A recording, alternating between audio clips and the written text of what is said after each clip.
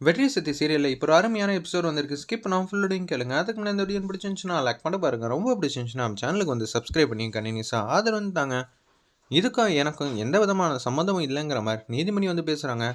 முதல்ல சம்மந்தம் இருக்கா இல்லையான்னு பார்த்துருவோம் நீதிமணி, அதுக்கப்புறம் எதுவாக இருந்தாலும் பேசிக்கலாம்னு சொல்லிட்டு ரெண்டாவது வீடியோ வந்து ப்ளே பண்ணுறாங்க. ஃபஸ்ட்டு வீடியோவில் ஒருத்தவங்க வந்து சக்தி பைக்கில் வந்து பணம் வச்சாங்களே, அவங்க வந்து நீதிமணிக்கிட்டேருந்து தான் பணத்தை வந்து வாங்குறாங்க. என்னடா பணத்தை பத்திரமா வச்சுட்டேல்ல, இனிமேட்டு அவள் அசிங்கப்பட்டு நிற்க வேண்டியதான். இது எல்லாமே வந்து ரெக்கார்டாக இருக்கு போல இருக்குது. அது எல்லாம் நீதிமணி பேசுகிறதெல்லாம் கேட்குது. யோ நீதிமணி, உனக்கெல்லாம் வெக்கமா இல்லை அப்படின்னு சொல்லி எம்னா வந்து கத்துறாங்க. உடனே வந்து என்ன செய்யணுன்னே தெரியாமல் மூஞ்சியை தொங்க போட்டுக்கிட்டாங்க நம்ம நீதிமணி அந்த இடத்துல. என்னமோ இவ்வளோ நேரம் சொன்னேன், நாங்கள்லாம் தப்பானவங்க, நாங்கள் தான் பணத்தை கொடுத்தோம், அது இதுன்னு சொன்னேன். பொண்டாட்டியை வந்து தோக்கடிக்கிறதுக்காக இவ்வளோ கேவலமாக வேலையை பார்த்துருக்கே, நீ எல்லாம் ஒரு மனுஷனாயான்னு சொல்லி கண்டா அப்படின்னு திட்டுறாங்க அந்த இடத்துல நம்ம யமுனா. சின்ன வயசுலேருந்து நீ எவ்வளோ பெரிய பாவம்லாம் எங்களுக்கு செஞ்ச, அதெல்லாம் துளி கூட யோசிக்காமல் இப்போ மேற்கொண்டு பாவத்தை வந்து செஞ்சிட்ருக்க. உன் உதவி இல்லாமல் தான்யா எங்கள் 3 பேரையும் வளர்த்தாங்க எங்கள் அம்மா கஷ்டப்பட்டு. ஆனால் நீ பணங்காசுலேருந்து எல்லாம் சொகுசான வாழ்க்கை தானே வாழ்ந்துட்டுருக்க. அப்படி இருக்கும்போது எங்களையா போட்டு படாப்படுத்திக்கிட்டு இருக்க. கொஞ்சம் நேரத்துக்கு முன்னாடி என்னென்ன வார்த்தையெல்லாம் சொன்னேன், இப்போ எங்கேயா அவன் மூஞ்சியை கொண்டு போய் வந்து வச்சுக்க போகிறேன். இவங்க என்னமோ அநியாயம் பண்ணுறாங்கன்னு சொல்லிட்டு இருந்தேன், என்னையா நினச்சிட்டு இருக்கேன்னு சொல்லி மூஞ்சிலேயே துப்புறாங்க அந்த இடத்துல நம்ம யமுனா. அல்டிமேட்டாக இருந்துச்சுன்னே சொல்லலாம் அந்த சீன்லாம். நீதிமணி தான் தப்பு செஞ்சுருக்காங்கன்னு இதுலேருந்தே நல்லா தெரிஞ்சிருச்சு. சரிம்மா, இன்னொரு விஷயம் வந்து நீங்கள் தப்பு பண்ணதாக சொல்லியிருக்காங்க 4-5 பேர். அதை பற்றி என்ன நினைக்கிறீங்க? மனசாட்சி கட்டுப்பட்டு தான்யா அப்போலேருந்து இப்போ வரைக்கும் நாங்கள் ஒரே முடிவில் தான் இருக்கோம். நாங்கள் எந்த விதத்துலையும் தப்பு பண்ணவே இல்லை. அதை அவங்க சொல்லட்டும், அவங்க என்ன சொல்கிறாங்களோ அந்த முடிவுக்கு நான் கட்டுப்படுறேன் அப்படின்னு சொல்லிடுறாங்க. அந்த இடத்துல மீனாட்சி அம்மா ரங்கநாயகி அம்மாட்ட வந்து பேசுகிறாங்க. பூஜா, நீங்கள் எதுக்கும் கவலைப்படாதீங்க, அவங்களாம் நம்ப ஆளுங்க, நிச்சயம் வந்து ரங்கநாயகி அம்மாவுக்கு ஆதரவாக தான் பேசுவாங்க அப்படின்னு சொல்கிறாங்க. அதே மாதிரி 4-5 பேர் வந்து வந்துட்டாங்க. அவங்க வந்து சைலண்ட்டாக வந்து நிற்கிறாங்க. என்னையா மீனாட்சி அம்மா இது மாதிரி செய்ய சொன்னாங்களா அப்படின்னு சொல்லி கேட்டாங்க அந்த இடத்துல. அப்போன்னு பார்த்து எதுவுமே சொல்லாம மௌனமாக இருக்காங்க. சின்னதாக ஃப்ளாஷ்பேக் மாதிரி காட்டுறாங்க. இப்போ சக்தி வந்து வர வழியில் ஒரு பையனை வந்து காப்பாற்றினாங்களே, அவங்களோட அப்பா தான் இப்போ வந்து மீனாட்சி அம்மாவுக்கு வந்து எதிராக வந்து சாட்சி சொல்கிறதுக்காக வந்திருக்காங்க. இதெல்லாம் அவங்க ஒய்ஃப் வந்து சொன்னோன்னா அவங்க மனசாட்சியை வந்து உறுத்திடுது போல இருக்குது அந்த இடத்துல. இல்லையா, நாங்கள் தப்பு பண்ணிட்டோம், மீனாட்சி அம்மாவை வம்புழுக்கணுன்னு தான், இது மாதிரி பிரச்சனையில் மாட்டி விடணும் தான் அவங்க இது மாதிரி செய்ய சொன்னாங்க. அதுக்காக தான் நாங்கள் இது மாதிரி செஞ்சோம். உங்களை மிரட்டினது யாரையா, முதல்ல அவங்க பேரை வந்து சொல்லுங்கள் அப்படின்னு சொன்னோன்னே ரங்கநாயகி அம்மாவுக்கு பேச்சு மூச்சு இல்லை. உடனே வந்து பொதுமக்கள்லாம் கத்த ஆரம்பிச்சிடுறாங்க. மீனாட்சி அம்மா வந்து நல்லவங்க, எங்கள் எல்லாருக்குமே தெரியும். மெஸ்ஸை வச்சுட்டு எங்களுக்கு எல்லாருக்கும் எவ்வளோ தெரியுமா கம்மியான விலையில் சாப்பாடு வந்து கொடுத்துருக்காங்க. அவங்க மேலே இது மாதிரி பழி போடுறாங்கன்னா வேறு யார் இருக்கும்? இத்தனை வருஷம் ரங்கநாயகி அம்மா மீறி யாருமே வந்து எதிர்த்து நின்னதில்லை. இப்போ முன்னாடியெல்லாம் நின்னா எனக்கு ரொம்ப சந்தோஷங்கிற மாதிரி சொன்னாங்க. இப்போ மீனாட்சி அம்மா வந்து நிற்கிறாங்க. ரங்கநாயகி அம்மாவால் இதை ஏற்றுக்கவே முடியல. அதனால தான் இவ்வளோ வில்லத்தனம்லாம் பண்ணியிருக்காங்க. வெளியில் உலகத்துக்கெல்லாம் அவங்க ரொம்ப நல்லவங்க மாதிரி ரியாக்ஷன் கொடுத்துட்ருக்காங்க. உள்ளுக்குள்ளே வந்து இவ்வளோப்பட்ட வேலையெல்லாம் நடக்குது. இது எல்லாம் ஆப்போசிட்டில் மீனாட்சி அம்மா நிற்கிறனால தான் எங்களுக்கு எல்லாருக்குமே தெரிஞ்சிச்சு. கண்டிப்பாக அவங்க தான் செஞ்சுருப்பாங்கன்னு ஒருத்தவங்க வந்து சொன்னோன்னே கோரஸாக வந்து 100-150 பேருக்கு மேலே வந்து கத்த ஆரம்பிச்சிடுறாங்க அந்த இடத்துல. நீங்கள் அவங்களோட பேப்பரை வந்து தள்ளுபடி பண்ணும் ரங்கநாயகி அம்மா, இனிமேல் நிற்கவே கூடாதுன்னு சொல்லுங்கய்யா அப்படின்னு சொல்கிறாங்க அந்த இடத்துல. உடனே வந்து புஷ்பா வந்து கஞ்சடையாக வந்து காட்டுறாங்க நம்ம நீதிமணிகிட்ட.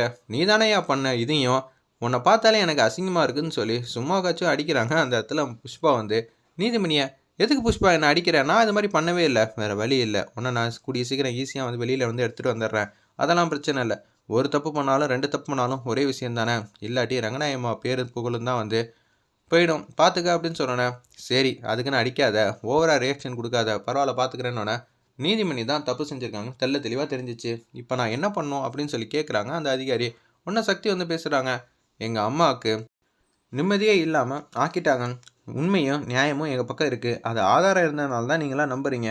அதனால் நாங்கள் கண்டினியூஸாக இந்த இடத்துல நிற்கிறதுக்கு நீங்கள் பர்மிஷன் வந்து கொடுக்கணும்.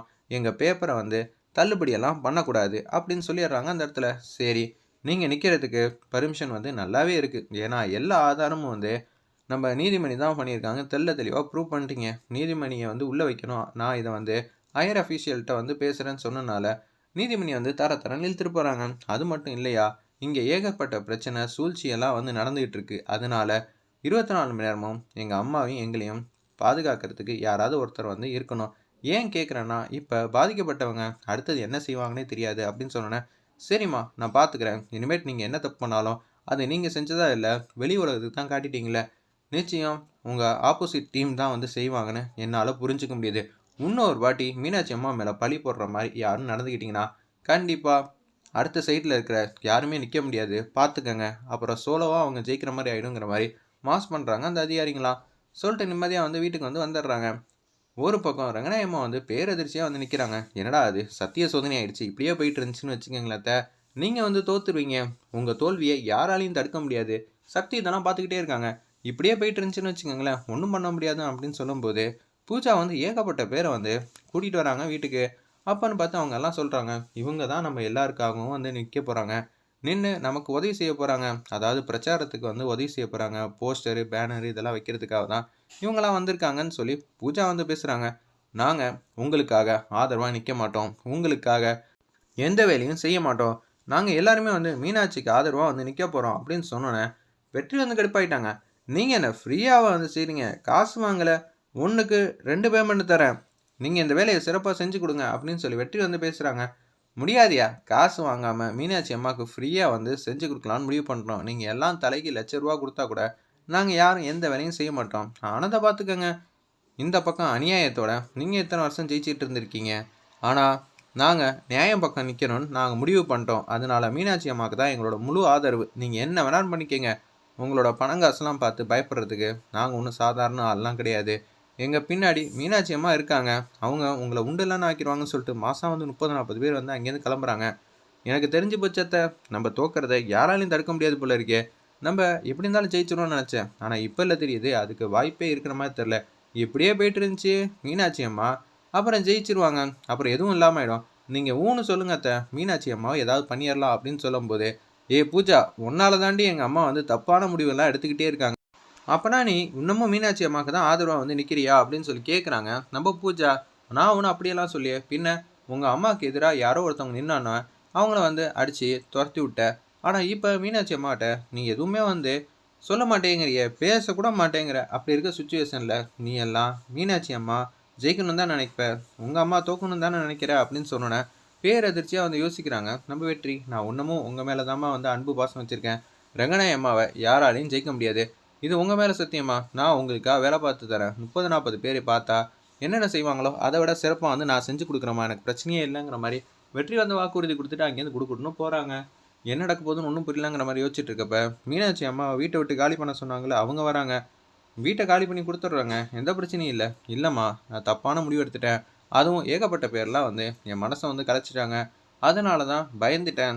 ஆல்ரெடி நீங்கள் இந்த 2 தப்பு பண்ணியிருக்கீங்கிற ஒரே காரணத்துக்காக தான் நான் வந்து இந்த வீட்டை விட்டு காலி பண்ண சொன்னேன். ஆனால் அவங்க எல்லாம் சதி திட்டம் போட்டு தான் அவங்கள ஏமாற்ற பார்த்துருக்காங்க. அப்படி இருக்கிறப்ப நான் உங்கள் பக்கம் தான் நிற்கணும்னு முடிவு பண்ணிட்டேன் அப்படின்னு சொல்லும்போது யமுனாக்கும் சரி அதே மாதிரி துர்காக்கும் சமக்கும் வருது.